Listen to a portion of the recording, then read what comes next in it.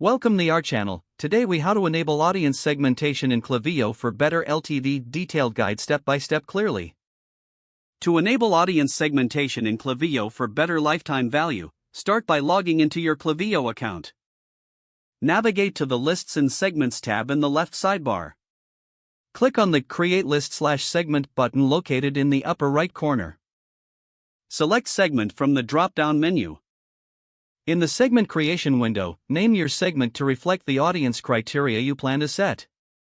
Next, you'll see a section labeled Define the segment.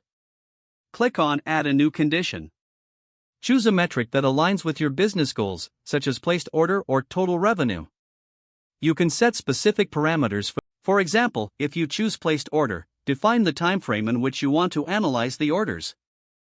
You can also add filters based on customer properties like email or sign-up date to refine your audience. To further segment your audience, click on Add a new condition again and repeat the process. Keep an eye on the segment size displayed to ensure that your criteria are not too restrictive. Once you are satisfied with your segment definitions, review your conditions to ensure accuracy. When ready, click on the Create Segment button at the bottom of the window. Your new segment will be saved and is now available in the Lists and Segments tab. You can use this segment to tailor your marketing campaigns, targeting your high-value customers more effectively. Consider setting up automated flows to engage this audience based on their behaviors. Regularly revisit your segments to adjust them as your customer base and business goals evolve. This will help in continuously optimizing your strategies for improved customer lifetime value.